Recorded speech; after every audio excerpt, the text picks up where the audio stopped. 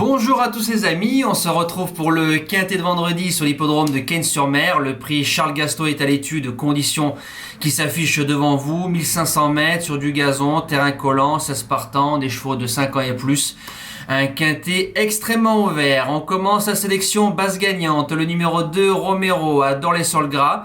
Lors de son arrivée en France, pour sa deuxième course, le cheval a fait jeu égal avec un certain Moeva. Moeva, cet hiver, qui a fait l'arrivée de Quintet, une découverte pour les abonnés, et a gagné Quintet en 42 valeurs. C'est un cheval qui va devant, la corde numéro 2, il va aller très loin et je pense qu'il peut remporter son premier quintet tout simplement. Deuxième base, le numéro 5, Perle de Nuit, lauréate de Quintet Plus pour femelle mi-août, gagnant j'ai trouvé très facilement, a déjà gagné en terrain très souple, fille du champion Siouni, le 23 novembre lors de son deuxième quintet, la jument n'a pas été très heureuse à mi-ligne droite. Je pense que c'est le choix de Stéphane Pasquier vu qu'il pouvait monter d'autres chevaux. Avec un bon parcours, elle a largement sa place dans le tiercé. Premier outsider, le numéro 13, Vautrin. Mi-décembre, le cheval nous a fait une ligne droite de toute beauté sur l'hippodrome de Deauville. Je pense qu'en étant monté un rang ou deux plus près, le cheval aurait gagné. Donc il a le niveau. La fois suivante, corde 14, la messe était dite avant coup. Et le 7 janvier n'a jamais pu s'exprimer à mi-ligne droite. A déjà gagné en terrain très souple. Frida Valescar qui est à la monte. C'est un bel outsider.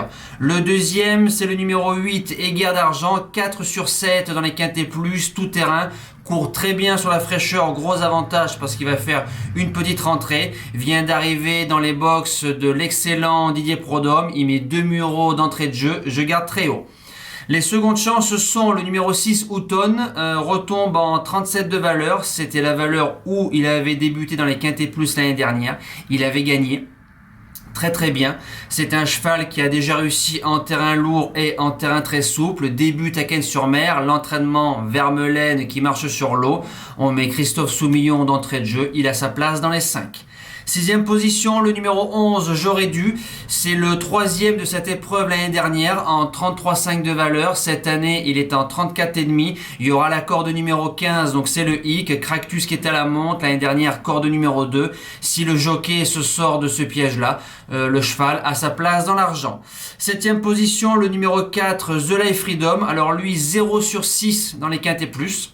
Ça, c'est ce qui fait mal. Terrain, il n'y aura pas de problème. Yoritz Mendizábal qui est à la monte, super jockey. Le cheval, mi-novembre, il a battu Amedras, qui venait de faire 3e d'un quintet et ensuite 6e. Donc la ligne est excellente. Si le cheval le veut bien, pour son 7e événement, il peut finir dans les 5. Et je termine avec le numéro 16, Carlton Choice. Alors c'est un cheval qui a déjà réussi quintet en 42,5 de valeur en 2020. Il aime les terrains collants, gros avantage.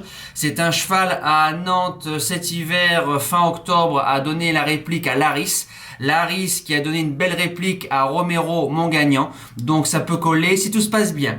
En cas de non partant, le numéro 7, Chiamala, pleine peau à l'heure actuelle. L'entraînement Michel Krebs est en superbe forme. Il met Théo Bachelot. Maintenant, ce qui me dérange, c'est que la jument n'a aucune référence en terrain collant, mais vu que parfois la forme fait faire des survaleurs à certains chevaux dans un champ réduit, je pense qu'on peut la garder.